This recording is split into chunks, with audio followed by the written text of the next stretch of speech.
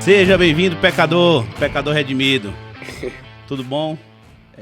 Estamos aqui para o nosso primeiro podcast, o BereaCast. E é uma honra, é um prazer estar aqui entrevistando uma pessoa maravilhosa que eu conheço, um amigo meu. Daqui a pouco eu apresento ele a vocês. E estamos no Estúdio 3, uma empresa de comunicação visual, de marketing, uma escola. Então, vai estar o link na descrição dessa empresa. Você vai lá na rede social deles, segue eles. São espetaculares. Beleza? E queremos apresentar o nosso convidado hoje aqui. É o nosso primeiro episódio do BereaCast. Nada mais justo, né? De termos a presença do pastor da igreja. Pastor Guilherme. Bem-vindo, pastor. Amém. Obrigado pelo convite. É uma alegria poder estar aqui para a gente poder estrear esse programa e, na verdade, esse propósito, né? De falar um pouquinho à luz do Evangelho sobre vários assuntos. Mas nesse primeiro a gente quer, talvez, introduzir vocês na nossa realidade. Afinal de contas, o que é a Bereia, né? Quem nós somos, o que fazemos, no que cremos, como pensamos. Então, esse primeiro episódio é uma apresentação da nossa comunidade cristã aqui, da nossa igreja local em Porto Velho, para vocês. E acredito que ao longo de outros episódios nós vamos tratar de muitos assuntos, de polêmicos até de muito duvidosos, coisas que acredito que vão ser luz, né, para o entendimento de vocês, para a edificação de vocês. Então, é uma alegria, eu estou muito feliz, cara, de poder fazer parte disso. Amém, amém. Sim, esse é o pastor.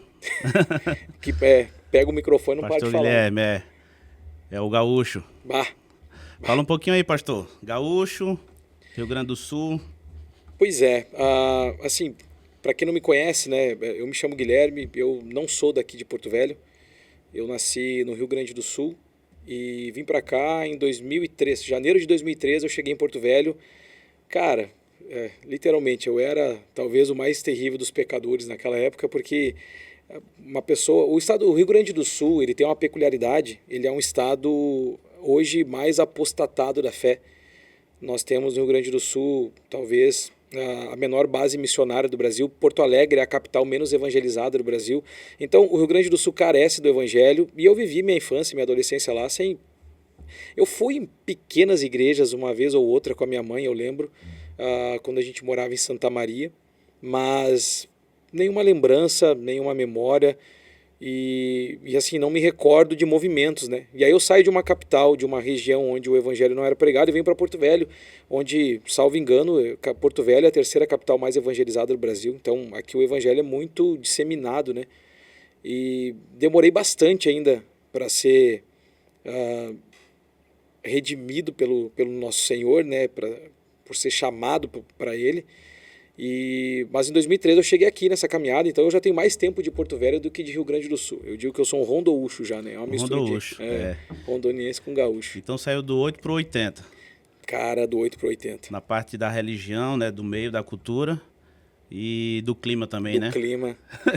Lá, assim, o Rio Grande do Sul são extremos. Lá faz bastante calor também no verão, é pouco tempo. Mas o inverno de lá é judia, que nem o gaúcho fala, né? Judia bastante. Judia. Pois é, o pastor Guilherme tá aqui há quantos anos, Porto Velho? 21. 21 anos, mais tempo do que no... Mais tempo já, eu cheguei aqui com 18 para 19. Cheguei em janeiro de 2003 e eu ia fazer 19 anos em março. Cheguei com 18. Já tenho mais tempo de Rondônia do que do Rio Grande do Sul. E amo essa terra, cara. Casei aqui, os meus filhos são daqui, nasci para a vida em Cristo aqui. Então, eu sou um defensor de Rondônia, de Porto Velho. Legal. Não fala mal desse povo aqui não, que vocês compraram briga com gaúcho também. Aprendeu a gostar. Aprendi. Bebi água do Madeira, que o pessoal fala, né? E esse PR no nome? Pois é, cara. Você quer falar pra gente? Então, assim, é muito inusitado, cara. PR no nome, pessoal, pastor, tá? PR, pastor. É muito doido, cara. Assim, Paulo, quando escreve a carta a Timóteo, ele vai falar o seguinte, que aquele que foi chamado ao episcopado, dependendo da versão, enfim, a uma liderança pastoral, ele diz que para uma boa obra ele foi chamado. Então, nós nos convertemos, eu cheguei aqui em 2003, casei em 2006, a minha filha nasceu em 2006.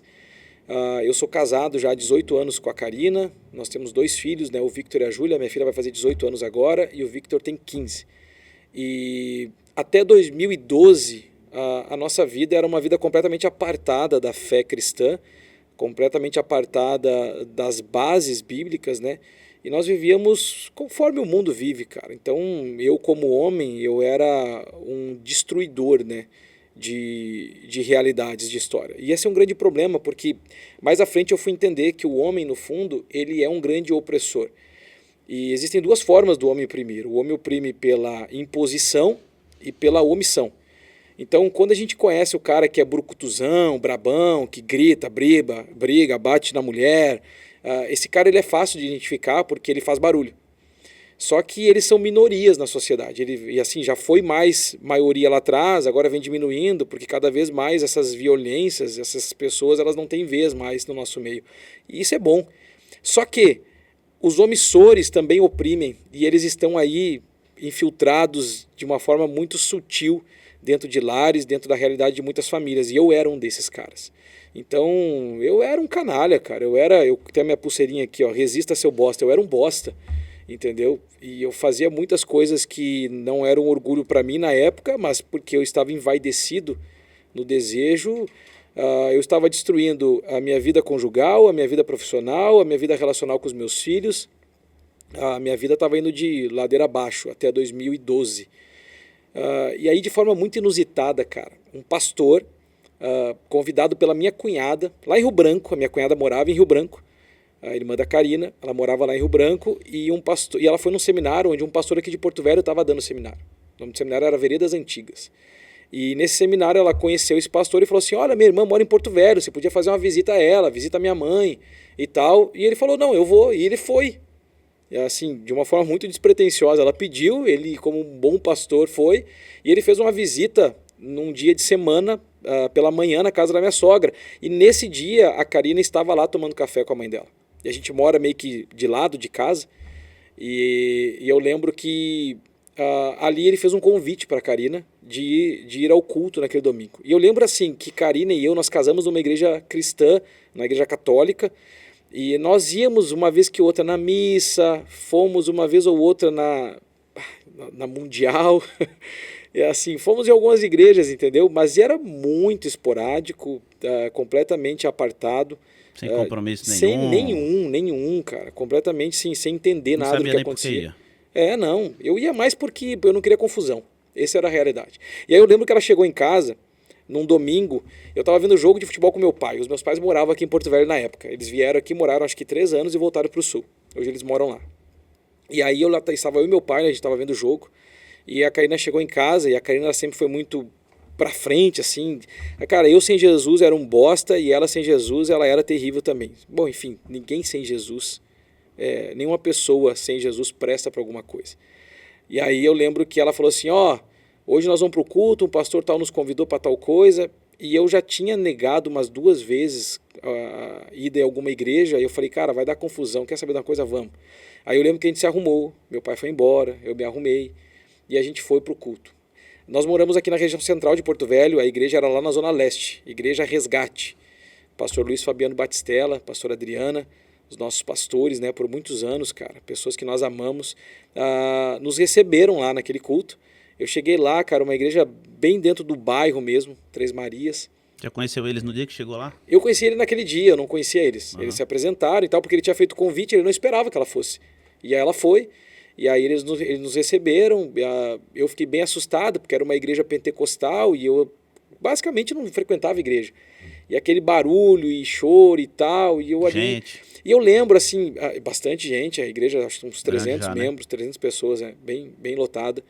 E eu lembro de naquele culto, cara, eu não lembro de muita coisa, mas eu lembro que eu fui em algum momento dessas 2 horas de culto, eu fui completamente contrito, cara, por alguma coisa que eu não sabia explicar.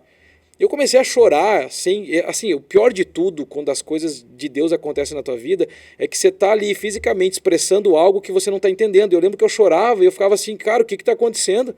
Eu devo estar doente, porque eu tô chorando por quê? entendeu? Eu não fazia sentido as minhas lágrimas, porque assim, quando você faz alguma coisa errada, quando você perde alguém, quando você magoa alguém, você chora, mas você sabe por que está chorando. E eu lembro que eu chorava e não sabia por quê. E chorei, cara, mas me esbaldei em choro, não tinha mais lágrima para sair do rosto. E terminou o culto, cumprimentamos e tal, entramos no carro, eu, Karina, as crianças. Naquela época nós levamos uma funcionária que trabalhava em casa conosco, a dona Socorro. Ela já era cristã e ela estava no carro com a gente também. E eu lembro que eu entrei no carro e a minha esposa olhou para mim e falou assim, bom aqui, né? E eu virei para ela e falei assim, é bom. E ainda reflexivo, né? E eu lembro que ela virou para mim e falou assim, pena que é longe. E eu falei, mas é aqui que a gente vai ficar. E dali, cara, eu não lembro a data certa, mas eu lembro que era o último domingo de outubro de 2012. Mês que vem agora, nós vamos fazer aí 18 anos, é isso? 2012? Não, 12 anos. 12 anos. 12 anos na caminhada. De caminhada. E eu lembro que daquele momento, daquele culto, nós não perdemos mais nenhum culto. E aos poucos nós fomos começando essa caminhada. Então a nossa conversão, cara, ela foi assim uma obra de Deus mesmo, porque se fosse força do homem, nós já teríamos ido para uma igreja antes, nós já tínhamos ido para uma igreja antes e nunca aconteceu nada. Mas a partir dali algo foi colocado dentro de mim, algo que naquele momento eu não entendia, mas lá na frente eu entendi aquilo que aconteceu comigo, que começou naquele dia, mas é um processo que se desenrolou aí ao longo dessa caminhada e continua desenrolando até hoje, né? São 12 anos de caminhada, onde cada vez mais nós experimentamos um Senhor que é novo, né? Um Senhor que é eterno e que se revela de uma forma nova todos os dias sobre as nossas vidas. E nós fomos nos envolvendo, Paulo. A Karina e eu fomos assim com muita sede, cara. Literalmente, aquilo que Jesus fala, aquele que tem sede, vem a mim que encontrará água viva para beber. Nós tínhamos sede, cara, e nós bebíamos, e parece que quanto mais a gente bebia, mais sede dava, e nós mergulhamos, cara, mergulhamos de um jeito assim, que assim, inexplicável. Entrega total, né? Total, cara, e a gente começou a fazer parte das coisas da igreja, a se envolver, a querer conhecer mais, fomos nos desvinculando num primeiro momento. Isso é interessante porque as pessoas hoje vivem um evangelho que é muito misturado com a vida mundana, com a vida, antiga vida da pessoa, com a nova vida em Cristo dela. E eu lembro que a primeira coisa que nós fizemos foi movimentos bruscos em várias áreas da nossa vida.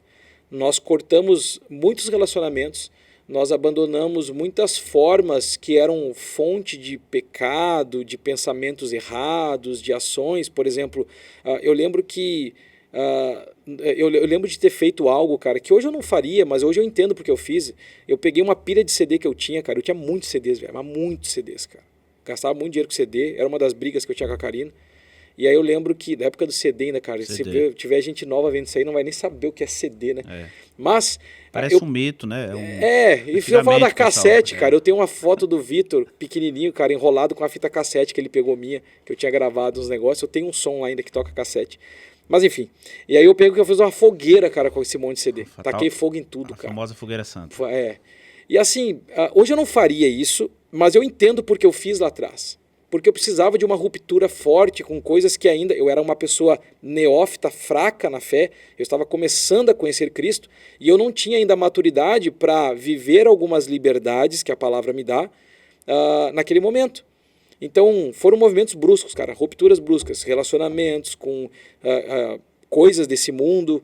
E eu lembro que a gente começou a mergulhar nas coisas de Deus. E eu comecei, cara, em 2017, a adquirir um hábito, que era o hábito da leitura. Eu não era muito de ler, não gostava. Em 2017 eu comecei a ler, lendo a Bíblia, eu comecei a criar um hábito, comecei a comprar livros. E eu fui, assim, outra coisa que eu tenho certeza que foi de Deus, cara, porque eu não gostava. Ao longo da minha vida toda, eu tinha lido, 2 livros. 2017 eu li mais de 40.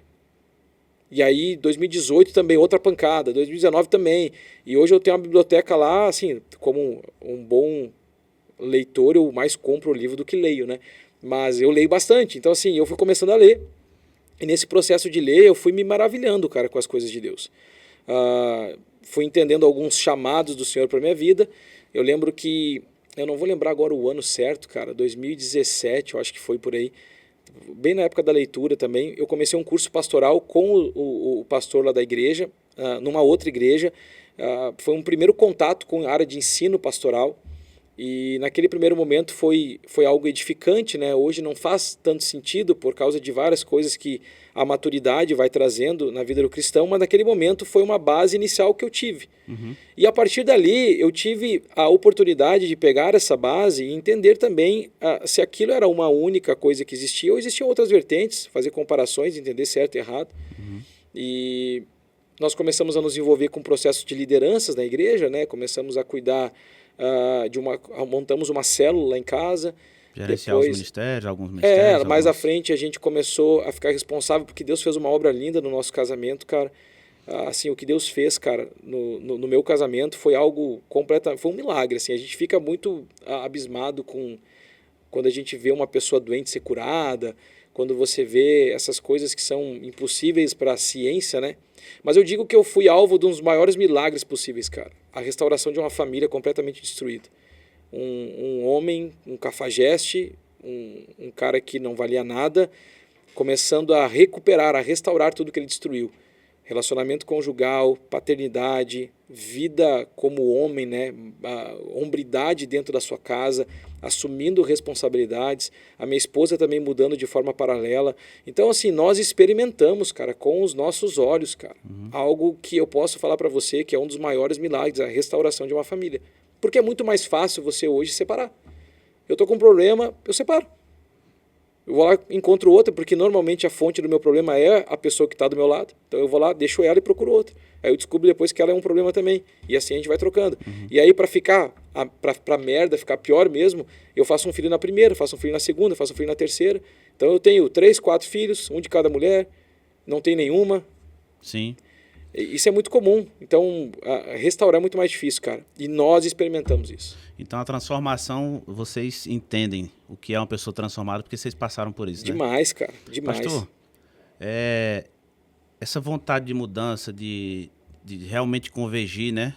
De começar novos hábitos, novas amizades, de se desligar de algumas coisas. O senhor acha que veio de vocês essa vontade? Ou isso aí é uma obra do Espírito Santo que te impulsionou a isso? A querer gostar de ler, a procurar mudança mesmo? Então,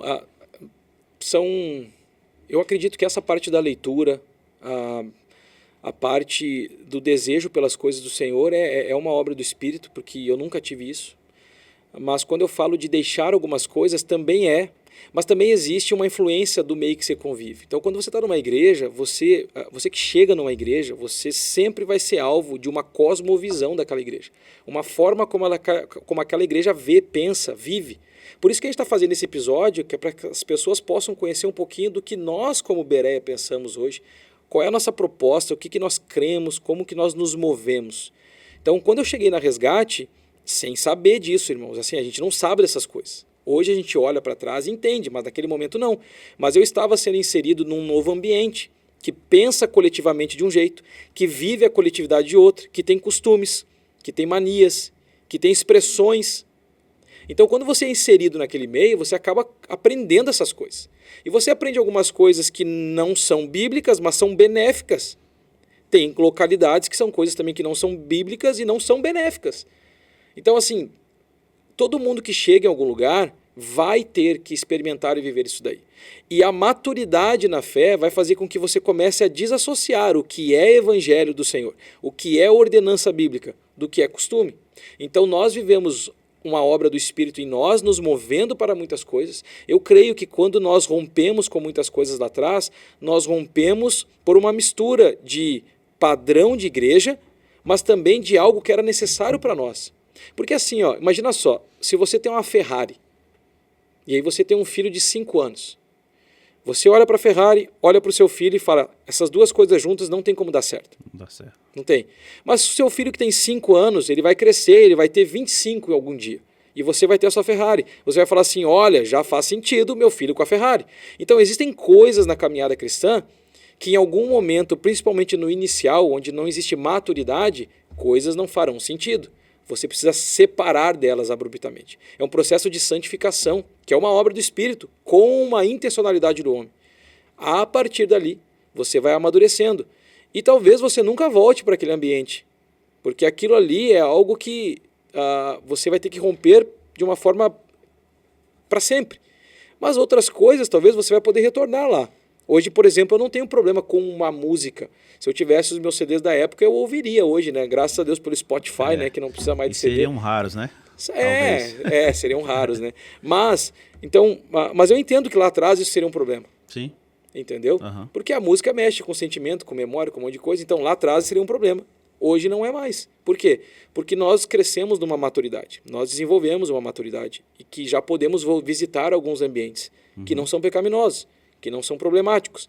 Por quê? Porque isso já não nos afeta mais. Eu já não sou transformado pelo ambiente. Eu estou lá agora para transformar o ambiente. Porque qual é o propósito da salvação de Cristo para nós? O Senhor Jesus, no primeiro momento, ele nos pinça do mundo. Quando ele nos separa para ele nos traz para perto. A palavra diz que ele vai nos lavar, ele nos lava, nos limpa, nos justifica. Aí tem um processo, fica para outro podcast de como isso acontece. Mas uma vez que depois eu estou com Cristo, eu não posso entender que a partir dali agora eu vou viver naquele ambiente. Isso aqui está muito bom, isso aqui está bom demais. Né? Tem até umas musiquinhas gospel que os caras fazem com isso daí, quer ficar lá. Não faz sentido isso. Porque o Senhor me salvou do mundo para me colocar novamente no mundo. Só que o tempo do salvar ele difere de pessoa para pessoa. Difere de busca, de profundidade, de maturidade. Então nós fomos salvos desse mundo para voltar no mundo. E aí não ser mais influenciado por ele, mas se tornar um agente de influência nele. Então é isso que acontece. Então assim, lá no início foi uma obra meio que muitas coisas de Deus nos movendo, um pouco de padrão de igreja, doutrina de igreja, que é importante. Nós estávamos lá na Resgate, congregamos lá por quase 12 anos, e esse lugar foi um lugar que nos ajudou, foi um ambiente onde nós frutificamos, né? Crescemos. Amém. Eu tenho duas perguntas em uma. Fala aí. O que o senhor acha sobre a importância de um crente arrumar um lugar para congregar? Qual a importância da igreja na vida de um crente? E se hoje, não sei, vamos falar de Porto Velho, temos igrejas maduras ou está muito infantilizada? Tem igrejas que é melhor não ir do que ir? Então, respondendo a primeira, qual foi a primeira mesmo? A importância de a importância de congregar. Não, assim, você quer ver como isso é simples de resolver? Porque tem aquele, né, crente, não, eu sou, mas eu aquele não gosto tem de ir para a igreja, não. Tem muitos. Eu não gosto, não quero. A pandemia dificultou bastante isso, porque a gente criou um movimento online e que é mais confortável, né? Então muitas pessoas se alimentam hoje de coisas pela internet. Mas assim, respondendo a tua pergunta, duas coisas são presentes nisso daí. Primeiro, existe uma ordenança bíblica para congregar. Então, Jesus, ele nos orienta, a palavra nos direciona a congregar. Não é um conselho. Não é um conselho, é uma ordem. Nós devemos congregar. Por quê? Porque a igreja é aquela pela qual Jesus deu a vida. A palavra diz que Jesus vem buscar a sua igreja. Ele deu a vida por ela, ele vem buscar ela e ele ama a sua igreja. Existe uma analogia entre o casamento, entendeu? Que o homem deve amar a esposa assim como Jesus amou a igreja. Então, Jesus ama a igreja. A pergunta que eu faço para quem não congrega é: como que eu posso dizer que eu pertenço a Jesus e não conseguir amar aquilo que ele ama? Assim, eu até hoje não consegui resposta para isso. Então, Durma com essa. Se algum crente não congrega conseguir responder essa daí e que me convença, cara, ok, mas não existe resposta para isso. Não tem como eu não amar o que Jesus ama. Porque uma vez que eu estou nele, ele está em mim, eu amo o que ele ama e odeio, rejeito aquilo que ele rejeita. Então é um duplo sentimento que nós carregamos, que é o sentimento do nosso Senhor, não o nosso. Então assim, não tem como, cara. Se você é um cristão nascido de novo, você precisa resolver os seus BOs do coração, suas mágoas ministeriais, seus perrenguezinhos que tem aí, porque isso tudo é menor do que Cristo. A pergunta que você deve fazer é: por que eu faço o que faço? Se você encontrar como resposta coisas desse mundo, você sempre vai ficar refém das coisas desse mundo. Eu faço o que faço por quê? Por um elogio, por um reconhecimento. Então, quando você não tiver o elogio, o reconhecimento, você vai se magoar, vai deixar #chateado, fica lá no cantinho, sai, porque igreja nenhuma, porque eu fui ferido. E o que a gente tem hoje muito é isso, porque daí entra na segunda resposta. Nós temos muitas igrejas hoje infantilizadas, muitos movimentos no Brasil que cresceram, como o Evangelho da Prosperidade, o Evangelho da Autoajuda, o coach. Essas coisas estão entranhadas na igreja e elas potencializam um ambiente onde as pessoas vivem uma falsa percepção de salvação. E, na verdade, elas experimentam coisas coletivamente, mas que não fazem sentido na individualidade dela. Então ela sabe que Deus é bom, ela sabe que Deus age, ela sabe que Jesus opera, que faz muitas coisas, só que ela tem poucas experiências com o Senhor. E as que ela tem muitas vezes são sentimentais, não são coisas de Deus. Porque eu vou dizer um negócio para ti, Paulo. As maiores experiências que eu tive com o Senhor não foram nas coisas boas da vida, foram nos momentos de dificuldade. É ali que eu vejo que Deus é o meu Senhor. Porque quando eu estou com o dinheiro na carteira, quando eu estou com as contas pagas, quando eu tenho comida em casa, quando os meus filhos estão bem, quando o meu casamento está bem, é fácil você erguer as mãos e falar o seguinte: eu amo Jesus, glória a Deus por Jesus.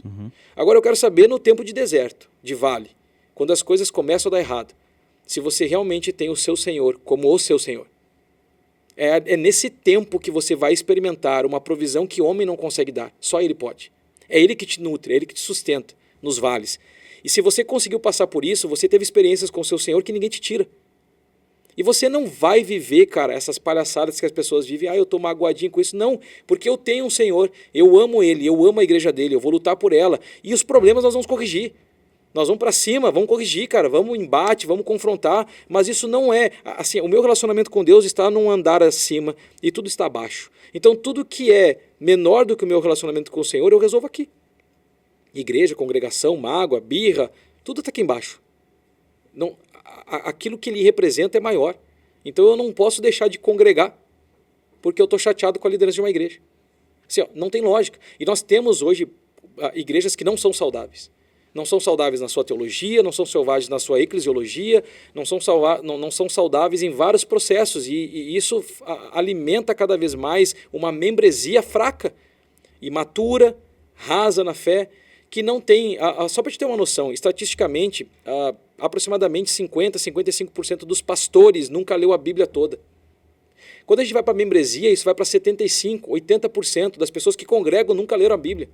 Aí eu te pergunto assim, não faz sentido você falar que ama Jesus sem saber quem Jesus é, porque se você não leu a Bíblia, você não sabe quem Jesus é. Você não sabe, você sabe o que te falaram dele. E aí você provavelmente tem um pastor também que não tem essa intimidade com a palavra. Então, assim, nós precisamos... Você perguntar assim, você vai pegar um voo agora, só que o piloto ele só leu um pedaço lá do manual lá. É mais ou menos da isso. aeronave. As pessoas vão congregar a igreja. Não existe mais. A modernidade, cara, tem destruído o movimento saudável de uma igreja. Porque nós estamos vivendo processos de muitas mudanças. E a gente vai para a internet e começa a ouvir homens, por exemplo, como os pregadores de internet, falando, olha, a Bíblia ela é muito antiga, a gente precisa atualizar ela. Dá um F5, né? Essas histórias já são medievais, a gente precisa de coisas novas. A gente vai ouvir coisas tipo, Deus te ama, Deus te ama, Deus te ama. O tal do amor de Deus se tornou um Deus para esse mundo, o amor de Deus. Então, sim, Deus tem como um dos seus atributos o amor, mas não é só amor. Então, se eu pego um atributo e rejeito os outros, eu torno o atributo de Deus um Deus. E ele é um demônio, não é um Deus. Então, as pessoas ensinam errado. Então, nós temos igrejas onde não existe um ensino bíblico profundo e verdadeiro. Nós temos uma membresia que não tem interesse em aprender a Bíblia. E aí, meu irmão, quando sai a fome com a vontade de comer, elas se encontram, tá tudo certo. Eu costumo dizer que quando sai um esperto de casa e um trouxa, eles se encontram, sempre sai negócio. Então, nós temos muitas igrejas que são intencionais na sua falta de ensino e doutrina, porque isso demanda tempo, esforço, acaba não dando o like, a curtida, financeiramente não é viável, porque as pessoas não têm aí o mover, as pessoas querem mover. E aí, com isso, as pessoas rejeitam essa questão bíblica e vão para o outro extremo, que é a questão do sentir. E aí, nesse processo de sentir, elas não buscam, elas querem só a experiência, e aí nós temos um empilhar de eventos, né? Igrejas que fazem eventos um em cima do outro, porque se não tiver o evento, atrativo. Não tem nada. A igreja não tem nada. Se você tirar os eventos de muitas igrejas aí, acabou a igreja. Acabou. Nós não temos uma base sólida para fortalecimento do corpo. E outra, fortalecer um corpo só é possível por meio do discipulado. E o que é o discipulado, senão que é a aplicação da palavra pregada na vida das pessoas? Isso demanda esforço, intenção e tempo. O discipulado não acontece, cara, em uma semana. Coisas difíceis de fazer. Muito, cara. Muito. E as pessoas não estão dispostas a fazer, cara. Elas não querem. Por quê? Porque isso não dá resultado imediato. Nem querem discipular, nem querem ser discipulados também, né? Não querem. Então, assim, nós temos erros dos dois lados. Lideranças fracas e uma membresia que não tem o interesse. E aí, assim, eu por muito tempo eu ficava chateado, cara, com algumas coisas. Mas hoje eu já não fico tanto. Vou fazer uma pergunta. Te apertar agora. Vai lá. Só existe o palhaço porque existe a plateia? Ou só existe a plateia porque existe o palhaço? É que nem o negócio do ovo, né? E da galinha. É. Quem nasceu primeiro? Cara, Ou existe culpas ambas aí? Não, eu não tenho dúvida nenhuma de que existe. Eu, por muito tempo, eu ficava com raiva, cara, de falsos pastores que, seja por ignorância ou por má intenção, ensinavam uma doutrina errada que aprisionava e, enfim, que só trazia mais mal para o corpo do que benefício. Só que seja ignorância ou intenção, ele não tá exímio do seu erro, ele está errando. Só que eu ficava com raiva desse cara, mas depois eu comecei a parar para prestar atenção. Eu falei o seguinte, olha, desde a Reforma Protestante nós temos algo que antigamente não se tinha. Então a gente olha para a igreja primitiva, por muito tempo a igreja primitiva foi refém de líderes que manipulavam o povo com base em informações que eram restritas. A palavra de Deus não era acessível às pessoas. Retia. Mas a partir do século XVI, nós tivemos movimentos onde cada vez mais as pessoas tiveram acesso à palavra de Deus. Ou seja, a palavra de Deus está aí para ser lida e consultada. E as pessoas não querem. Então eu costumo dizer o seguinte, todo membro tem o pastor que merece, cara. E que o falso pastor, ele é um juízo de Deus para um falso crente. Tá tudo certo, cara. Top. Tá tudo certo. Então, assim, não tem cabimento. Eu converso com algumas pessoas, cara, assim, pessoas que estão chegando na igreja, que vieram de outras igrejas, e elas falam o seguinte, olha, eu comecei a ler a Bíblia, e eu vi que estava errado. Não tem segredo, Paulo. Assim, ó, não tem segredo. Pastor nenhum, cara, vai manipular ovelha nenhuma se essa buscar a verdade na palavra de Deus. Só que as pessoas não querem, elas querem ouvir uma pregação, elas querem ver no YouTube, e elas querem ouvir aquilo que seu coração quer ouvir, elas não querem ser confrontadas. Estava falando para ti agora no in-off, se eu abrir a Bíblia aqui, de forma aleatória, e ler um capítulo para frente e um para trás, eu vou encontrar, cara, um chamado ao arrependimento e um chamado à correção. A Bíblia é um chamado, cara, a corrigir uma rota, não é um empoderamento, não é um impulsionamento. Sim, eu entendo que em meio a essas coisas o Senhor nos matura, só que a forma de Deus nos maturar é em meio a correções, é em meio ao aprendizado dos erros. E a gente não quer errar, a gente não quer viver o erro, a gente quer viver só a bonança, só as coisas boas. Eu não sei que Bíblia essas pessoas leem ou que pastores elas seguem, mas se a gente abrir a Bíblia e ler, nós vamos ver homens dando a sua vida, cara, de forma física, emocional e espiritual por esse movimento. É dor, é sangrar, só que por estar no Senhor, você aprende a fazer isso e ter prazer em Deus. Você aprende a entender que existe graça além das coisas que você vive. A paz que excede o entendimento é diferente da paz que o mundo dá. Se eu quiser colocar panos quentes nas coisas, se eu quiser dar um jeitinho em tudo, isso não é a paz de Cristo, isso é a paz que eu produzo, é a paz que as pessoas produzem. E a palavra diz que essa paz gera morte, gera lágrimas, mas a paz do Senhor é uma paz que gera vida. Por quê? Porque eu estou ligado nele, ainda que fisicamente eu esteja passando por dificuldades. Eu sei que dentro de mim existe alegria, existe gozo, existe convicções que são imutáveis desse mundo. E isso me traz alegria, isso me traz paz. Então assim, ó, isso é assim, ó, é sobrenatural, isso não é natural. E você não consegue produzir isso daí no final de semana. Eu não consigo fazer um encontro de alguma coisa, uma conferência de alguma coisa, um seminário de alguma coisa e falar, os 7 passos... Não tem, cara, instalar o drive. Não existe isso daí. Então, o que a gente precisa fazer? É tão simples, cara. Eu acho que as igrejas hoje precisam voltar à forma como a igreja primitiva vivia. Nós precisamos apenas pregar a verdade e confiar que Deus fará o que ele tem que fazer. Nós somos chamados a pregar o evangelho, não a inventar métodos, não a criar formas. Nós somos chamados a pregar o evangelho de Deus, que, como Paulo diz, é o poder de Deus para a salvação das pessoas. Se eu prego o evangelho e confio no Senhor, ele está fazendo algo. No tempo dele, eu tenho que descansar, eu tenho que me manter apenas constante naquilo que Deus me chamou. E os frutos virão. Sim. Deus vai acrescentar. As coisas acontecem. Tem um homem de Deus que fala, né, que a igreja cristã hoje ela é um oceano de tamanho, mas uma piscina infantil de profundidade. Exatamente. Né? E tá todo mundo aí jogando água para cima e brincando de crente. Não, hoje em dia, você abre o Instagram, pô, todo mundo é evangélico. Todo mundo. Eu lembro é moda, né? Eu lembro na época, que quando eu era criança e morava no Sul, e lá são raros os evangélicos, eu lembro que ser evangélico era feio, cara. Evangélico era um povo feio, era um povo esquisito. Aham. Ninguém queria ser evangélico, cara. Era motivo de zombaria. Hoje em dia não, pô. Hoje em dia nós estamos mais ajeitadinhos, mais bonito, desfilamos as roupas da marca, os carros do ano, né? Temos mais um dinheirinho, estamos com a condição financeira melhor. Que evangelho é esse que nós vivemos hoje? Entendeu? Que evangelho é esse? Assim, ó, mais uma vez, eu não sou contra a prosperidade. Eu sirvo a um Deus que é próspero. Só que se a prosperidade que eu prego é só financeira, você serve um demônio, você não serve um Deus. Sim. Então, assim, Deus é próspero sim, só que Ele dá de acordo com a capacidade de cada um para o bem do seu reino. Então, eu tenho que descansar, cara. Eu tenho que me mover. Existe uma questão de, eu sou pastor e eu trabalho de forma secular. Entendeu? E no trabalhar de forma secular, eu ganho meu salário. Então, se eu prosperar no meu trabalho, cara, isso qualquer ímpio prospera. Provérbios vai dizer, aquele que trabalha vai prosperar e o preguiçoso vai passar necessidade. Então, assim, são coisas que são princípios de Deus. Só que eu começo a fazer isso uma oferta, que se torna atrativa. E as pessoas caem nesse laço, né, cara? É bem complicado. Legal. Bem Pessoal, complicado. vocês estão gostando? O podcast tá top. Eu já estou sendo edificado aqui.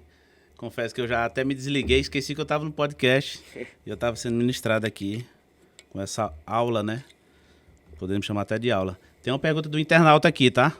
Eu vou ler para vocês. Pode mandar, pastor? Manda aí. Então, quando um pastor prega falando que o cristianismo está antigo, ele está totalmente errado ou nem tanto? Que o cristianismo está antigo. Assim, tem uma fala do... Ele se auto-intitula reverendo, né? Ed Renekiewicz. Ele fala que a Bíblia precisa ser atualizada. Assim, a Bíblia não é um livro antigo. A Bíblia ela é um livro eterno. Então, ela não está no tempo, ela está antes do tempo. Atemporal. João, quando escreve o seu evangelho, ele diz que o Verbo estava com Deus antes da fundação do mundo. Ele estava na criação das coisas. E ele pisou na terra. E ele viveu entre nós. Ou seja, a palavra de Deus, ela não é temporal. Ela é eterna. Então ela não pode ser velha nem nova. Não tem velha nem nova. Ela é antes do tempo. Então a Bíblia, por ser eterna, ela não fala de coisas que se passaram. Sim, existem histórias na Bíblia. Só que por ser eterna, ela não é humana. Ela é espiritual. Então a Bíblia não fala de coisas que aconteceram. Ela fala de coisas que sempre acontecem. Não tem lógica você pegar princípios bíblicos que Paulo escreveu para corrigir problemas numa igreja na Galácia, em Corinto, e transportar para nós e encontrar aplicação hoje, mais de 2000 anos depois. Qual é a lógica disso? Quem é o homem que conseguiria fazer isso? Ninguém. Então isso assim, a Bíblia foi escrita por homens, graças a Deus. Não tem como um dinossauro, imagina se fosse escrito por dinossauro, cavalo, não tem. Então as pessoas falam assim, a Bíblia foi escrita por homens, eu não creio na Bíblia. Você queria que quem escrevesse, Ainda gente? bem, né? Ainda bem que foi. E outra, você lê livros, você segue várias religiões aí que foram escritas por quem? Então quer dizer que... Se fosse por um cavalo, você ia acreditar? Não, agora sim. Que nem lá na Índia que eles idolatram a vaca, né? A vaca escreveu uma Bíblia, pronto, essa é um livro divino. Misericórdia. Mas a Bíblia, ela é a palavra de Deus, ela é a inerrante e infalível palavra de Deus. João escreve a última carta, Apocalipse, né, ou Revelações, e ele vai dizer que aquele que acrescentar alguma coisa ou retirar alguma coisa daquela palavra deve ser considerado maldito. Ou seja, ela é um livro que foi aberto durante uma esfera de tempo na Terra. Deus se revelou a homens, passou os princípios e valores, e esse conglomerado de princípios e valores de Deus foi fechado. E nós chamamos isso hoje de cânon bíblico. São 66 livros que são entregues para nós e são palavras de Deus para nós. Da Bíblia nós devemos crer até na capa, até na vírgula. Tudo que está ali é a palavra de Deus. Aí nós temos movimentos hoje que falam o seguinte, olha, a Bíblia ela contém a palavra de Deus.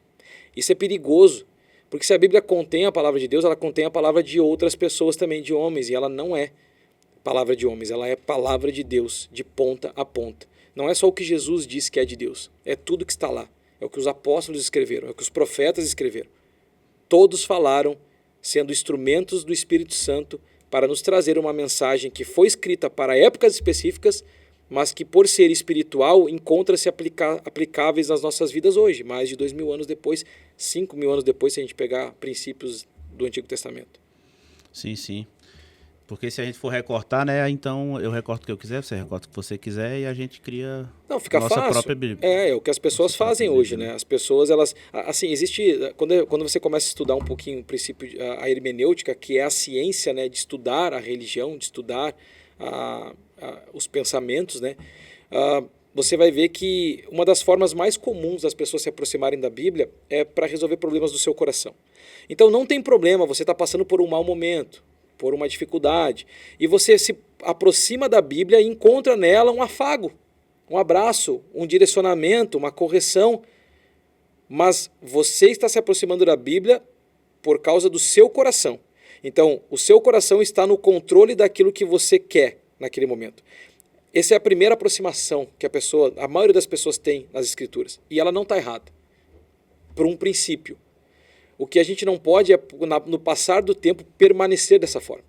Eu não posso avançar na minha caminhada cristã e achar que ainda o meu coração ainda determina as coisas que a Bíblia deve me falar. Eu me aproximo por causa do meu coração, mas vai chegar um momento desse relacionamento entre meu coração e a Bíblia que eu vou ter que permitir que a Bíblia fale o que ela quer falar ao meu coração. Que ela me desconstrua, que ela aponte os meus erros, que ela coloque os seus valores, que ela faça aquilo que o profeta Ezequiel vai dizer, trocar o coração de pedra para colocar um coração de carne. Isso só é possível se eu permitir. Então, as pessoas, elas querem ficar nessa esfera. Elas querem pensar aquilo que é interessante para elas. E naquilo que não é interessante, elas não querem. Então elas começam a selecionar. E aí a gente tem versículos tirados de contexto. As pessoas usam muito João 3,16. É o versículo... João é o livro da Bíblia. A Bíblia é o livro mais lido do mundo. João é o livro dentro da Bíblia mais lido na história. E João 3,16 é o versículo mais conhecido, mais lido, mais falado na história da humanidade. E ele vai dizer que Deus amou o mundo de uma tal maneira que deu o seu Filho, unigênito, para todo aquele que cresce nele não perecesse, tivesse a eternidade, a vida eterna. Então o amor de Deus sendo manifestado para as pessoas. E as pessoas pegam isso ali e ficam, uau! E até usa o style do uau, né? É. Cara, eu fico zoado com esse negócio, cara. Uau! Uau, uau! Que uau, cara! Que raio de uau, cara! É. Assim, tá ficando uma nutelagem essa igreja hoje, cara. Aí as pessoas ficam assim, nossa, o amor, Deus é amor, cara. Porque, meu Deus, Deus, amor, amor. Só que, ok, cara, Deus é amor, sim, Ele é amor. Ele ama. Ele é a verdadeira expressão do amor. Só que Ele não é só isso. Então, no mesmo capítulo 3 de João, no final, eu vou ter um versículo que diz que sobre todo aquele que rejeitar o Filho de Deus, sobre essa pessoa estará a ira do Cordeiro. Amor e ódio no mesmo capítulo. E as pessoas não leem, elas querem só o amor. Recortou. Não, pô, o amor eu quero. Essa parada aqui, isso aqui não faz sentido. Deus não é assim. Isso aqui foi homem que escreveu. Então, assim, não tem lógica, cara. As pessoas querem aquilo que elas querem. Elas não querem aquilo que elas precisam. Esse é o problema de hoje. A maioria das pessoas querem o que o coração pede. Mas se você vai dar aquilo que elas precisam, é o que o Evangelho faz. O Evangelho não está aqui para empacotar uma mensagem para o seu coração. Ele está aqui para ser o poder de Deus. Eu sou. O Evangelho pregado hoje tem que ser o mesmo pregado pelos apóstolos por Cristo, há milhares de anos atrás. O mesmo. Sem nenhum adereço, sem nenhum enxerto, sem nada. Porque esse é o Evangelho do poder de Deus para a salvação do homem. É esse. Legal. E a gente estava falando da tua chegada, da tua trilha, né, até o pastoreio ali. E daí então você pastoreia uma igreja hoje, que chama um nome não tão comum, né? Ninguém sabe, né, cara? Eu não leio Bíblia, o povo não lê Bíblia, não sabe, né, cara? Olha aí, se você sabe o que significa esse nome, tu tá no caminho certo. Vamos falar um pouquinho da nossa igreja, da igreja que você pastoreia. Bora. Então, assim, eu me tornei pastor, na verdade, na Igreja Resgate, né? 2018. Na verdade, nós fomos considerados pastor em 2016. Aí iniciamos um trabalho com a juventude. E aí depois nós fomos consagrados pastores em 2018. É assim que funciona o processo de ordenação lá. Nós saímos da Resgate em esse ano, né, fevereiro desse ano, por uma questão por um direcionamento do Senhor, uma questão mais de alinhamento com relação ao ensino, a forma como nós vivemos igreja. Não é sobre pecado, não é sobre nada, cara. Os nossos pastores, pastor Fabiano, pastor Adriana, são homens, é um homem e uma mulher de Deus. A igreja é uma bênção, cara, que eles cresçam e prosperem para o reino. E nós saímos em fevereiro e nos aproximamos de um pastor amigo meu também, há mais de 10 anos, pastor Manu. Ele é pastor hoje de uma igreja chamada Poema, lá em Rio Branco. Então ele é hoje o pastor para qual eu presto contas, né? Vamos dizer assim. Eu acho que todo mundo precisa ter um pastor. Então não é porque eu sou pastor que eu não devo prestar contas da minha vida, né? Ter alguém para que fale o meu coração. E ele é essa pessoa.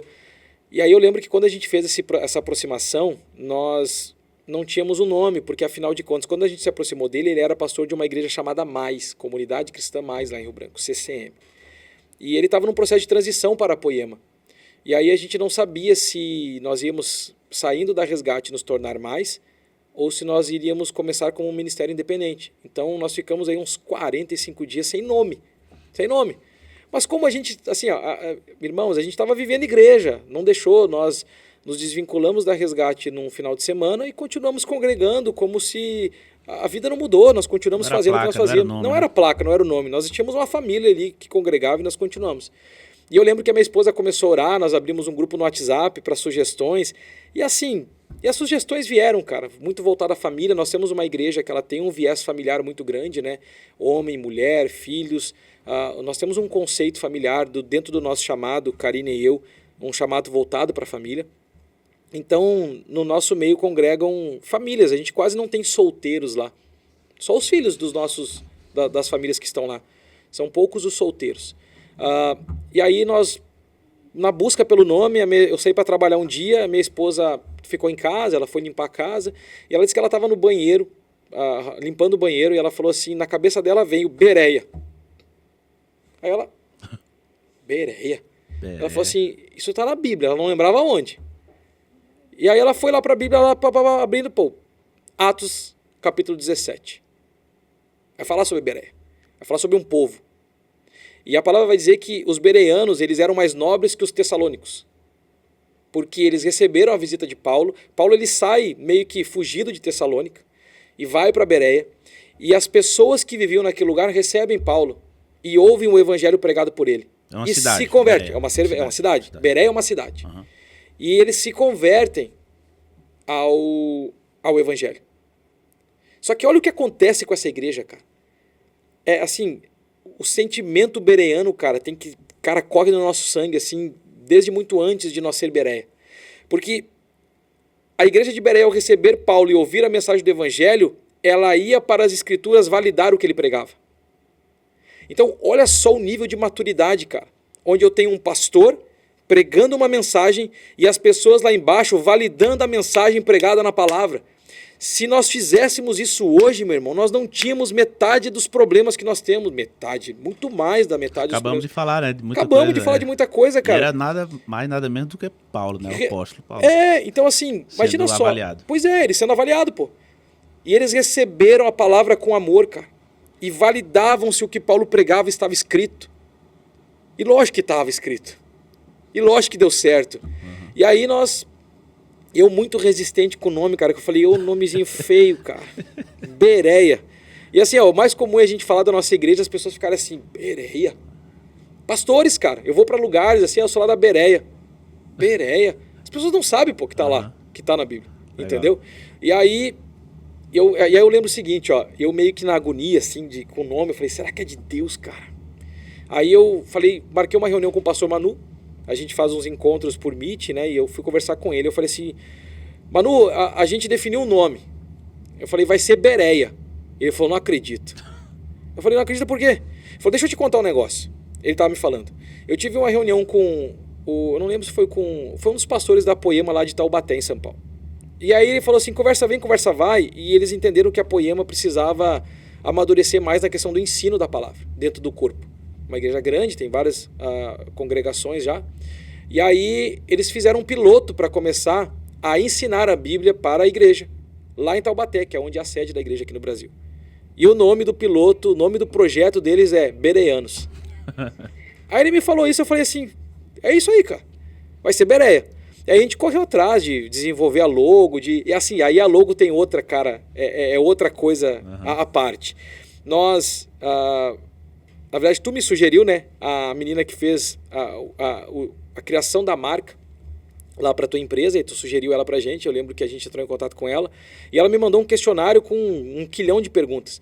E eu fui lá, respondi cada uma das perguntas e tal, e aí eu falei, ó, o nome é Bereia, tá? Já não tem, assim, assim, eu demorei um dia para digerir, mas depois eu falei assim, eu não consigo desver agora, não ser mais Bereia, entendeu? É Bereia.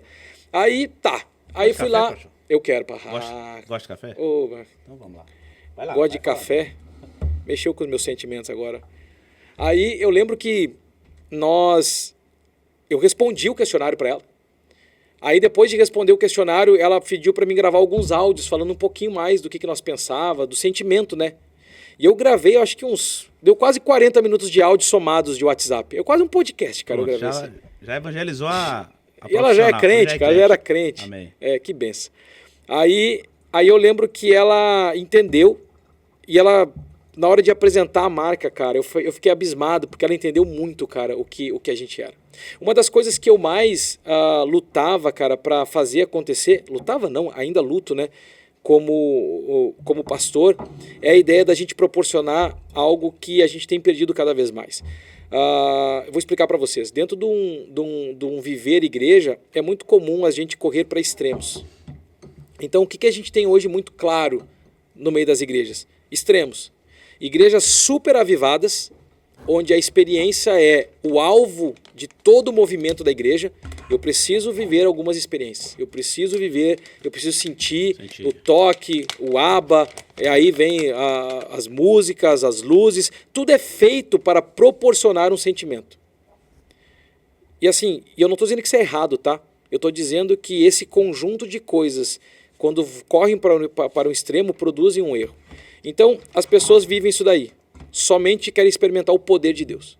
E aí, de um outro lado, nós temos um número menor no Brasil, porque o Brasil ele é formado por muito mais pentecostais do que reformados, né? Mas, de um outro lado, nós temos as igrejas reformadas, que são igrejas mais sérias na palavra, que rejeitam de muita forma muitas coisas que as igrejas pentecostais vivem, as neopentecostais principalmente. Então, nós temos dois extremos, onde a palavra é muito forte, mas pouco se experimenta, às vezes, de coisas que Deus faz e age no nosso meio. E de um outro lado, onde não existe palavra, existe apenas liberdade no espírito. Essa é a expressão que eles usam. E, assim, um desequilíbrio gritante. Uhum. E eu falei assim, é engraçado que a palavra vai dizer que nós erramos por desconhecer o poder de Deus e as Escrituras. Então, assim, não existe a possibilidade de eu viver uma só, gente. Eu preciso viver as duas. Se eu me abraço numa só, eu estou vivendo um meio evangelho, e o meio evangelho é um evangelho mentiroso. Então, ainda que os movimentos neopentecostais sejam mais perigosos do que talvez você ficar num reformado, que eu não acho tão perigoso, eu só acho que você perde o privilégio, cara, de experimentar coisas em Deus que nós não deveríamos perder. E eu falei o seguinte, olha, a nossa luta vai ser para tentar viver o equilíbrio entre essas coisas. E aí eu comecei a ter umas mesas com o pastor Manu e a ouvir algumas expressões dele falando, ele falava assim, que a igreja, a igreja ela é uma grande mesa. E numa mesa nós devemos ter pão e vinho. São os elementos da ceia. E por que pão e vinho? Porque o pão representa o alimento, a palavra de Deus. Aquilo que é robusto. Agora, se eu sento numa mesa e como só pão, o que acontece, Paulo? Engasgo. Eu entalo. Fico entalado. Porque eu viro um obeso espiritual. Né? Eu sei muito. Tá, mas e aí? Nada. Agora, se eu sento numa mesa que não tem pão e tem só vinho, o que acontece? Embriaguez. Os dois estão errados. A gula e a embriaguez são pecados. Então, se eu vivo uma embriaguez sem o limite da palavra, eu estou pecando. Se eu vivo apenas uma obesidade intelectual de conhecer a palavra e não dou frutos, eu também estou pecando.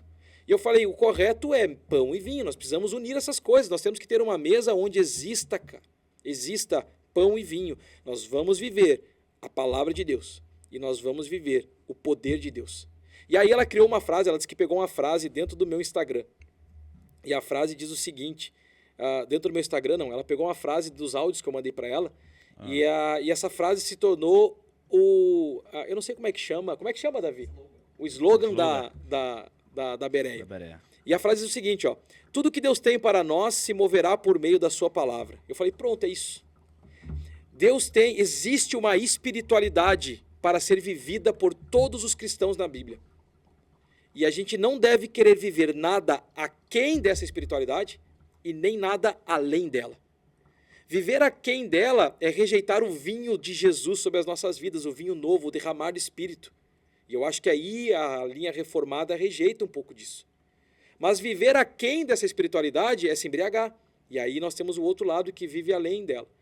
E isso é errado. E eu não quero viver nem além e nem aquém. Eu quero viver toda a espiritualidade que a palavra diz que eu tenho. Eu não quero ser um espiritual sem limite. A Bíblia é o meu limite para a minha espiritualidade. Só que isso demanda esforço, trabalho, cara. Não é fácil desconstruir pensamentos, formas de viver igreja nas pessoas. As igrejas, a maioria das igrejas, principalmente aqui em Porto Velho, elas são compostas por uma membresia que já experimentou igreja em outros lugares. São raros hoje os novos nascidos, né, que começam ali. Normalmente são os mais jovens, né? Mas pessoas mais velhas normalmente já viveram igreja em algum outro lugar. Então essas pessoas elas vêm cheias de pressupostos, de preconceitos, de estigmas, e isso precisa ser desconstruído para que elas possam entender. E é trabalhoso, cara, não é fácil. Mas a gente está muito feliz, cara, com o que Deus está fazendo. Então não é só um nomezinho, né? Não. Tem uma bagagem por trás desse nome. Não, aí. Esse nome, essa logo, cadê? Você consegue colocar lá, Davi? Aí, ó. Quando a gente fala da composição da logo, a Silene, que é a pessoa que fez a marca, ela pensou em exatamente aquilo que eu não sabia traduzir, mas ela conseguiu. Ela pegou uma parte da logo e criou a palavra, a Bíblia. Numa outra, ela trouxe a mesa, a comunhão, porque é uma outra coisa que a gente entende. Nós vivemos uma igreja para a comunidade, cara. Não tem como ser igreja sem comunhão. Nós temos que estar junto, mesa na mesa, a questão de estar ali. E aí, o último elemento da marca, o equilíbrio. O equilíbrio entre tudo, cara. Legal. Só que equilibrar as coisas é mais difícil. Os extremos são mais fáceis. Só que a gente não quer viver o mais fácil. A gente quer viver o que Deus tem para nós. E a gente vai, cara, lutar aos trancos e barrancos, até enquanto o Senhor me der força a todos nós, para que isso aconteça no nosso meio. E assim, não tem peso, cara. Nós estamos muito felizes. Nós estamos muito felizes, cara. Em meio às dificuldades de perseverar, nós estamos felizes. Nós estamos felizes em insistir no discipulado, nós estamos felizes em pregar as mensagens bíblicas, em pregar sermões que falam só sobre a palavra, em tirar aí a alma, a expectativa, o anseio dos corações da palavra de Deus e deixar que ela fale aos nossos corações. Então, assim, é um movimento, a gente já está, cara, com essa comunidade local nossa desde 2019. Então, nós começamos como Resgate e agora estamos como Bereia, mas o grupo congregacional, ele é o mesmo direto. E a gente tem insistido em coisas por muitos anos, cara. Por muitos anos nós temos sido intencional num discipulado bíblico, numa pregação expositiva bíblica, para que as pessoas entendam, cara, que a palavra é aquela que faz algo dentro de nós. Deus, o Espírito Santo, precisa de algo dentro de nós para que aconteça. E a palavra tem que ser semeada. Então nós nos mantemos fiéis a isso, crendo que o Senhor está agindo ao nosso favor e Ele tem respondido na velocidade dEle, da forma dEle. Ele tem acrescentado as pessoas, assim como a palavra diz lá em Atos, que ao se manter fiéis às ordenanças de Cristo, Jesus acrescentava. Amém. O Espírito acrescentava. Então nós estamos bem felizes, cara. Com tudo. Além de linda, né, minimalista. Peraí, tá pegando direitinho aí? Vocês estão conseguindo ver aí? Tá lá. Aqui temos uma Bíblia, né? Uma mesa, fala de comunhão e o equilíbrio. E daí então junta-se todos os elementos, né? Juntos. E formam só um Consegue um colocar logo. lá, Davi, para nós, a logo junta? Então, quando a gente tem palavra, mesa e o equilíbrio, a gente vai ter a logo da igreja aqui. Então, a gente tem aqui, ó, intrínseco, os 3 pontos aqui, ó. 1, 2, 3. A Bíblia, a mesa e o equilíbrio. A mesa, o equilíbrio e a mesa numa imagem só. Então, pessoal, quando vocês verem essa imagem aí, tem muita coisa por trás dessa imagem, mesmo, tá? Tem mesmo. Pastor, depois de Bereia, né? Quando deu o play ali, o start, você nota alguma diferença na congregação, na forma a forma que as pessoas estão olhando para a comunidade que o senhor pastoreia? Ou já era um trabalho que vinha sendo feito? Você pendia para mais um desses lados que você citou aí? Você acha que precisa... Então, Você busca? eu nasci espiritualmente numa congregação pentecostal. Só que a minha linha de estudo e de busca, ela é uma linha mais voltada para um estudo reformado. E nisso eu vivo as duas coisas, entendeu? Eu tenho aprendido muito, né? Eu estou em meio a um mestrado agora e 99,9% da minha turma é formado por batistas, reformados, presbiterianos. Eu sou o único que eu falo que sou pentecostal lá e tipo... O mais novo tem 85, é? Não, os caras são... Ei, mas tem cara lá que são os dinossauros, cara. Mas são assim, ortodoxosão mesmo, os caras que... Tem muitos, né? Muitos. Homens de Deus, cara, homens de Deus. São só formas diferentes de viver a igreja. E eu os respeito e aprendo muito com eles. Então, eu vivia essa linha. Jesus. E aí, assim, como... Isso é pra Jesus, né? Ali, ó. Café aí, gente.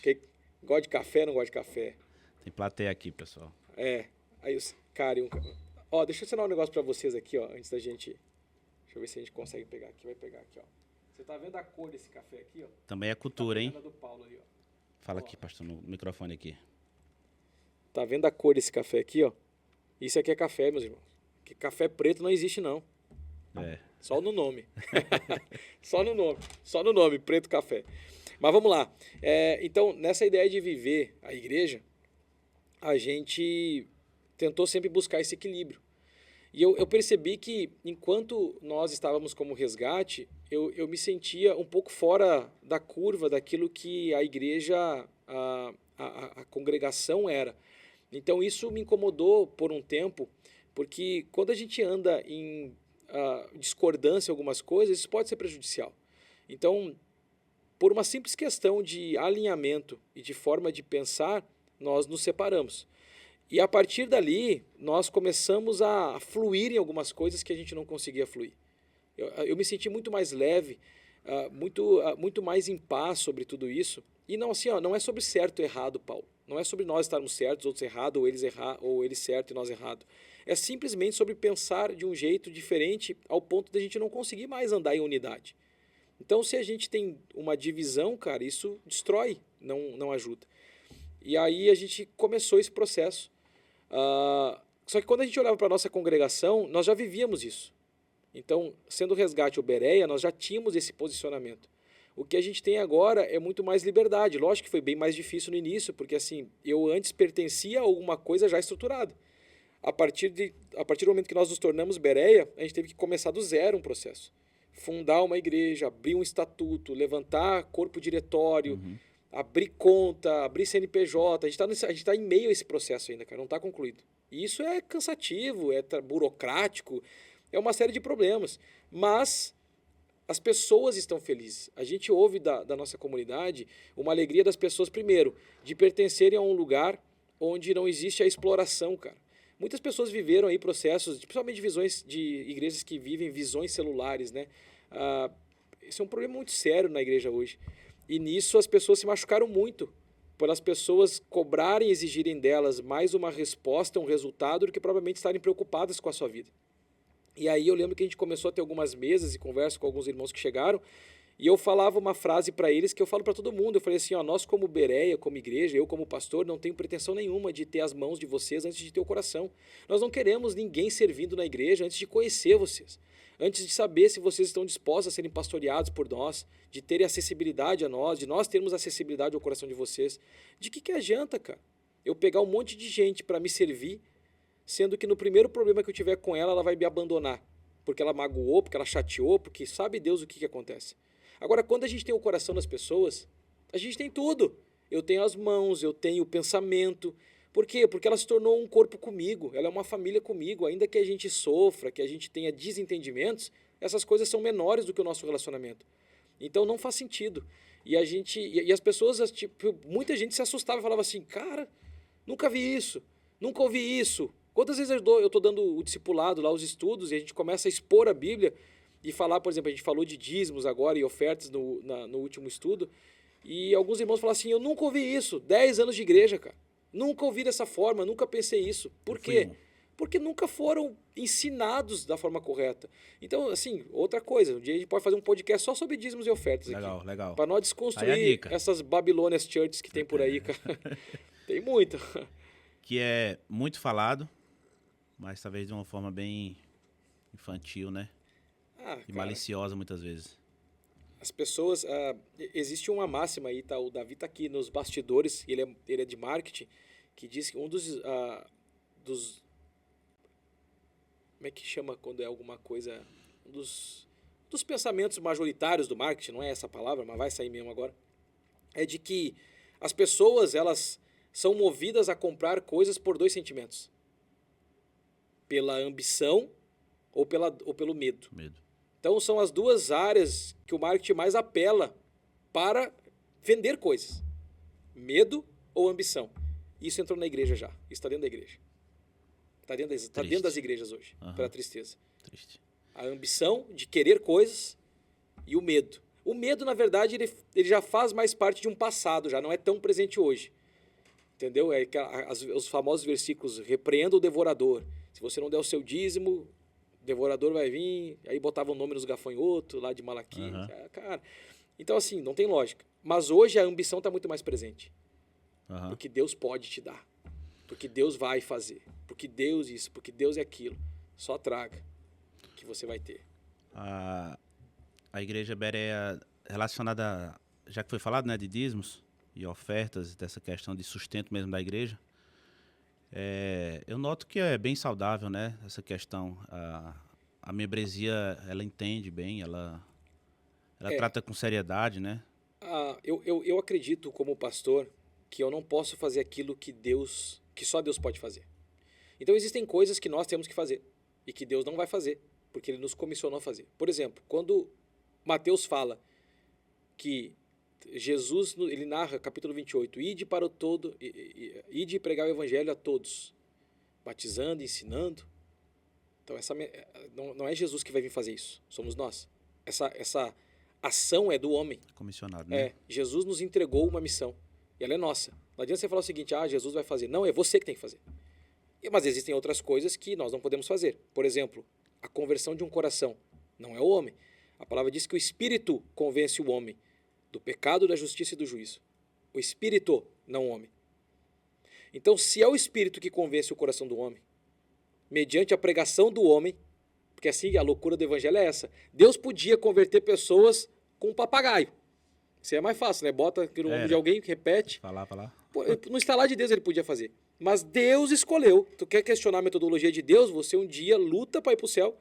E aí você lá questiona ele. Por que a metodologia dele é essa? Mas a metodologia de Deus é salvar homens por meio da pregação do evangelho. Mas ele que salva. Nós pregamos, ele salva. Então, essa é uma obra comum, conjunta. A oferta e o dízimo é a mesma coisa. Como que eu vou colocar na cabeça de uma pessoa que ele tem que dizimar, se o coração dele não está naquilo? Tem jeito? Tem, muita gente faz isso. Só que as pessoas fazem isso simplesmente por recurso financeiro. Então nós temos hoje nas igrejas muitas pessoas que dizimam sem terem um coração voltado para aquilo, e muitas pessoas que não dizimam porque não tem um coração voltado para aquilo. E a pessoa que não dizima porque não quer dizimar, porque tá tudo certo, cara. Ela não dizima porque aquela área do coração dela está em oculto ainda. Jesus não convenceu ela. Se Jesus não convenceu ela, eu vou convencer?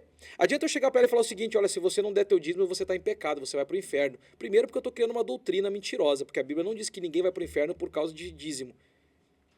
A pessoa vai para o inferno porque não tem sobre ela o sangue de Cristo. É isso. É Jesus quem salva.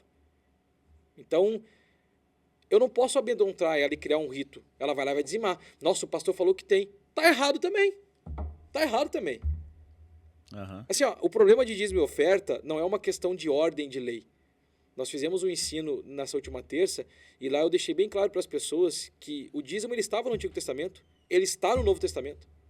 Ele não é algo da lei e a oferta é algo da graça. Para mim são duas coisas iguais, não tem distinção. Por quê? Porque as duas coisas falam sobre o mesmo princípio, um coração generoso. Para mim, dízimo e oferta é isso, é generosidade no coração. E só quem põe generosidade no coração é quem nasceu de novo, é o Espírito. Um coração de alguém nascido de novo é generoso. Por quê? Porque Jesus é generoso. Como que eu nasci de novo no Espírito e tenho um coração avarento, pecaminoso? Não tem lógica, não tem sentido. Então, para mim é muito fácil isso, cara. Não pego no pé de ninguém. Totalmente resolvido nessa Totalmente questão, né? resolvido, cara. Assim, a minha vontade é tirar a palavra de dízimo e oferta do culto. Nós estamos caminhando para isso, se tudo der certo. Porque assim, eu não vou chovendo molhado, cara.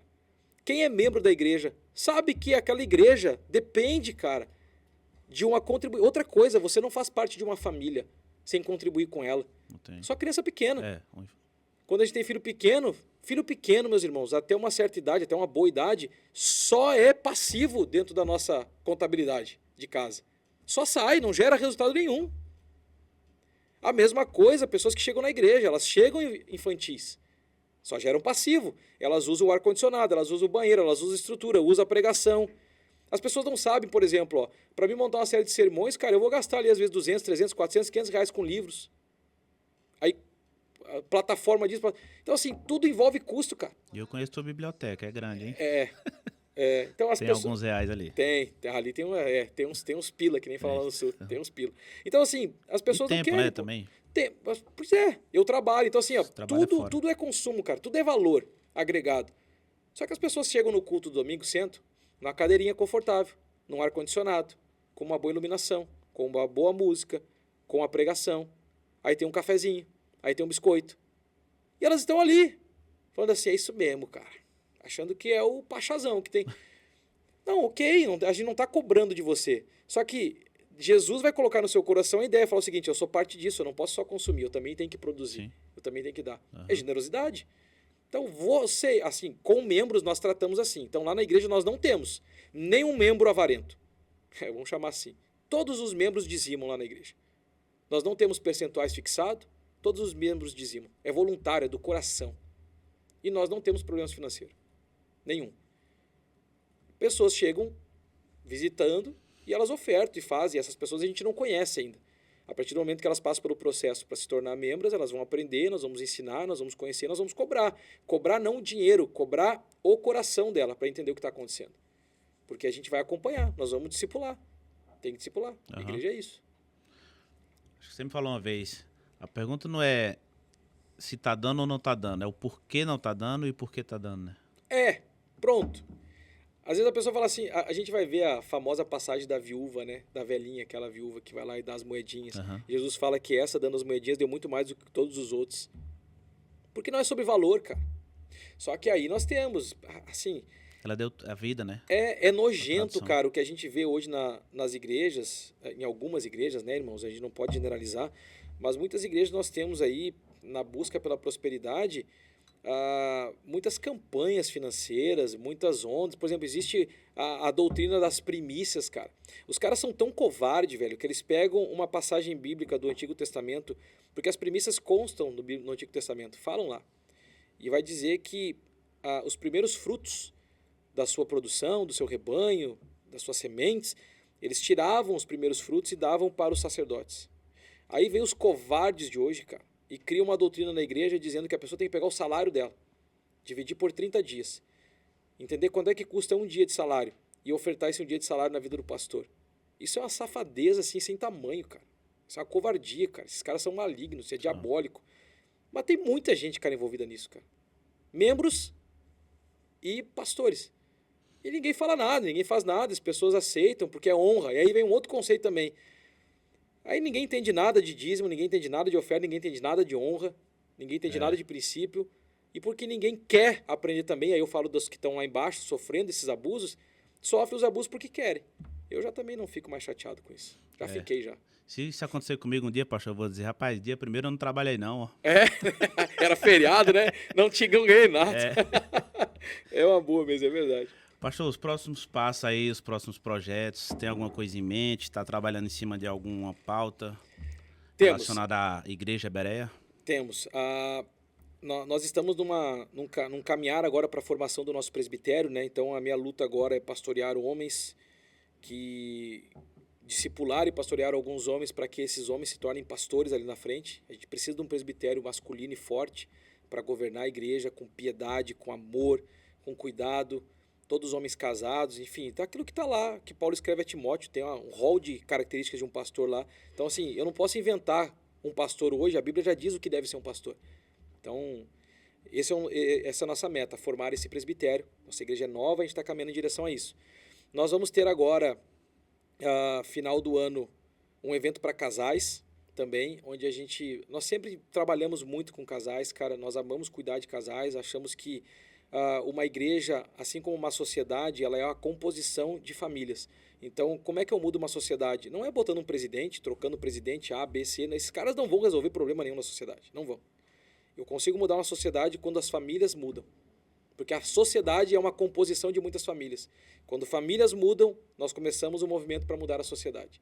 A mesma coisa é uma igreja. Como é que uma igreja muda? Quando as famílias que estão lá dentro mudam. Eu não consigo mudar de cima para baixo. É de baixo para cima, é estrutural. Então nós investimos muito em famílias, em casais, para que as coisas aconteçam dentro das casas, cara. O evangelho de verdade não acontece no domingo, na pregação, no culto. Acontece de segunda a sábado dentro dos nossos lares. Lá nós vivemos ou não o evangelho verdadeiro. E é isso que vai dar resultado, não é ouvir um sermão. Não é ir para o YouTube e buscar o pregador lacrador da vez, o que você gosta, o teu pregador de estimação. É quando você pega a mensagem e vai aplicá-la na sua vida de segunda a sábado, ali você vai ter mudança. Então a gente luta por isso. Então vai ser em dezembro. Vamos fazer uma chamada. 6, 7 e 8 de dezembro. Não, 5, 6 e 7, na verdade. 8 é o 6, culto. 7. 5, 6, 7 de dezembro nós teremos o Berea Garden, um lugar de intimidade. Velho. Porto Velho, aqui em Porto Velho.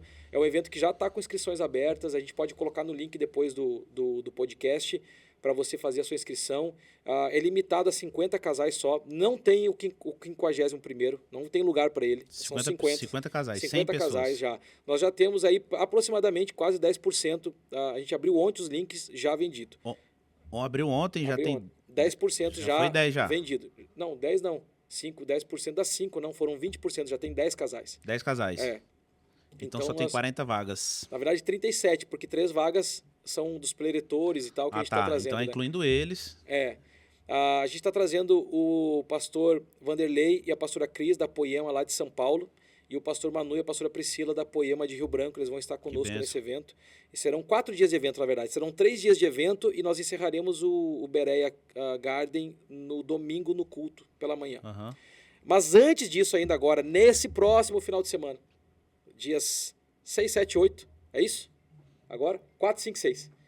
4, 5, 6 de outubro, nós teremos a conferência de adoração lá na igreja. Uma conferência, e assim as pessoas falam assim, conferência de adoração é só para músico? Não, porque a adoração não é só para músico, não é só sobre cantar, é sobre uma vida de adoração. Então a gente vai ter essa conferência, valorzinho de R$20, também assim, limitado, né? Nós vamos ter aproximadamente 100 vagas só.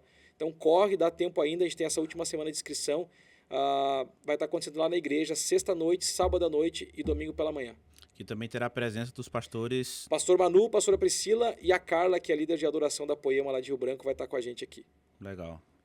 Então ninguém pode perder não esse evento. Não, e como igreja a gente está trabalhando para nós avançarmos cada vez mais nesse equilíbrio entre o poder de Deus e o conhecimento. Então nós estamos aí criando algumas turmas de ensino, né? Nós temos um curso de formação chamado Start, que é para as pessoas que chegam na igreja e querem se tornar membros, é um curso de iniciação, né, da igreja, para a gente dá a oportunidade das pessoas nos conhecerem, nós conhecermos elas e saber se é isso que elas querem, se é isso que nós queremos também. E aí sim, dando tudo certo, as pessoas se tornam membros da igreja, elas avançam e para o ano que vem a gente quer criar uma escola teológica para que essas pessoas que passaram pelo Start possam também desenvolver na teologia, que é importante. Conhecer mais de Deus é importante. Então a gente quer criar um modelo aí de 1 ano de estudo, onde as pessoas vão passando por etapas, conforme elas forem chegando, terão sempre 4 etapas, mais ou menos, está mais ou menos desenhado isso, e aí vai ser sempre cíclico, né? Quem está na primeira passa para a segunda, terceira, quarta, aqueles que estão chegando entram na primeira, e vai ter sempre um movimento ciclo de maturação de 1 ano de estudo aí, se Deus permitir, ano que vem a gente solta. Legal, então são 2 eventos próximos, 2 eventos. Promovido pela Igreja Berea. Final de semana de outubro, primeiro final de semana de outubro. Sem ser esse final de semana agora no próximo. Já. E em dezembro. E amanhã tem culto, né? Amanhã tem culto. Então segue lá a rede social que a gente vai ficar informando. @berea.igreja. Que a gente vai estar... A agenda tá lá. A agenda tá lá, a gente vai estar lançando as atualizações. E qual é a programação da Igreja Berea hoje, semanal? Hoje nós temos um culto semanal que acontece aos domingos pela manhã. O nosso culto não é à noite. Há mais de 2 anos já nós cultuamos pela manhã. Então o nosso culto é todos os domingos das 9 às 11 horas. No primeiro domingo de cada mês, nós temos também um culto de Santa Ceia e um café da manhã. Então o culto começa às 8, uma hora antes, e vai até às 11. Então das 8 às 9 tem um café da comunhão, que a gente chama, que é um café para os irmãos e convidados, e daí das 9 às 11 tem o culto. Aí fora isso, todos os domingos das 9 às 11 culto, e todas as terças-feiras nós temos também o nosso estudo bíblico expositivo, nós temos oração das 7 da noite até as 8, e das 8 até as 9, 9h15 mais ou menos, nós temos um estudo bíblico sendo dado toda terça-feira. E às quintas nós temos os nossos GCs, que são os nossos grupos de crescimento, que acontecem nas casas, são grupos para a comunhão e para o fortalecimento espiritual. São grupos onde, assim, não tem nada a ver com célula. Se você tem medo de célula, já está tremendo porque a gente está falando de grupo, não fica preocupado, não tem nada a ver com célula. São grupos que provocam nada mais nada menos do que a aplicação da palavra de domingo na sua vida. Você vai expor aquilo que a Bíblia fala, aquilo que Deus falou ao seu coração sobre a mensagem de domingo, e ali tem uma grande compartilhar de experiências, em torno de 1 hora mais ou menos, e depois tem a comunhão. Alguns irmãos levam comida, bebida, ficam lá conversando, aí fica na liberdade. Então, o domingo é o almoço, na quinta-feira tem a sobremesa. É mais ou menos isso. Mais um gostinho. Mais ou menos isso, De vez em quando tem alguma outra programação esporádica, a igreja, alguma coisa sobre casais, encontro de homens, mulheres. Todos os meses nós temos um evento para casais, esse não tem data fixa, às vezes aí acontece a cada 45 dias, não chega a ser bem mensal, mas a gente a todo momento está tendo episódios para os casais, momentos para os casais. Nós temos todo a última quarta-feira do mês. Já estou esquecendo a agenda. A última quarta-feira de todos os meses nós temos o nosso encontro com os homens, né? Nós normalmente pegamos alguns livros para o estudo e trabalhamos o debate sobre os capítulos estudados. Então a cada 30 dias aí os irmãos leem 2, 3 capítulos, nos encontramos na igreja na última quarta-feira e nós discutimos aquilo que Deus falou, as nossas percepções, e são debates, meus irmãos, que se a gente não parar, vai madrugada dentro, aí já tivemos uns bons encontros com relação a isso, e é muito edificante, porque são livros bons, a gente seleciona de uma forma bem pontual e trazem muita edificação. A gente está estudando agora o livro do Riley, chamado Santidade, e tem sido uma bênção, cara. Gente, de graça. O mais incrível é isso, né? Um estudo que é de graça que eu falo financeiro mesmo, tá? Só que tem que comprar o livro, né? Tem que comprar o livro e se juntar com a gente. Eu participo desse grupo e está sendo bem edificante. E é lindo, é lindo. O que está acontecendo ali no nosso meio é lindo, é de Deus. A gente está muito feliz, cara, com o que Jesus está fazendo, cara. Muito feliz mesmo. Muito feliz. A gente fica até com medo, cara, de isso acabar, entendeu? De sei lá eu. Então, a gente tá feliz, problemas tem, só que problemas são problemas, cara. Sim. Você só não tem problema se você estiver morto, então só tem uma alternativa. Não quer ter problema, morre. Uhum. Agora, se você quer viver, vai ter problema. Então a gente aprende a viver acima dos problemas. Nós estamos felizes acima deles, cara. Acho que eu escutei de você uma vez. Se não for problema de caráter, se for relacional, a gente resolve. Então, e se for de caráter, nós aperta também. Se for de caráter, a gente... Ou entorna esse pau torto, ou ele vai cair fora, entendeu? Mas é lindo, é lindo, é lindo. Alguma consideração? Eu tenho uma chamada aqui, pessoal. Segue lá a página da rede social do Instagram, da Igreja Bereia. E vai ter uma novidade, a gente vai ter um encontro com homens mensal também. Eu estou encabeçando a Matilha Porto Velho. É um projeto do Machonaria Brasil. É uma conferência de homens, onde a gente se reúne e estuda a Bíblia. E a gente aprende a um afiar o outro, a gente ora, a gente chora, a gente confessa pecado. E vai ser bem edificante. Eu estou alegre, estou ansioso, é uma mistura de sentimentos. Mas vai ser muito edificante. E eu tenho certeza que Porto Velho não será mais a mesma depois que a gente começar esse trabalho aí com homens na cidade aqui. Muito importante, cara. O homem, ele é... E assim, no mundo que a gente vive é complicado, né? Falar de homens hoje, vem um monte de gente com um monte de pau e pedra por cima da gente. Mas um homem remido pelo sangue de Jesus, ele é um presente para a sociedade. Nós precisamos de homens que temam o Senhor. Nossa luta é essa. O homem é um problema social, mas ele também é a solução. Então, não é porque tem mais problema do que solução que a gente vai desistir. Não, nós vamos atrás das soluções. É isso. Vamos atrás desses caras. Esses caras estão aí, cara, em algum lugar. Você tá aí escondido, né? Nós vamos te achar, cara. Fica tranquilo. Vamos te achar. Nós vamos te achar. Vamos te pegar. Mas é isso aí. O pessoal fala, dá uma bribada nele, Jesus. É mais ou menos isso. Pastor, alguma consideração, alguma coisa a comentar? Não, Faz um só convite agradecer, aí cara. Agradecer. pro culto. Não, sim, ó, vocês estão convidados. Assistindo.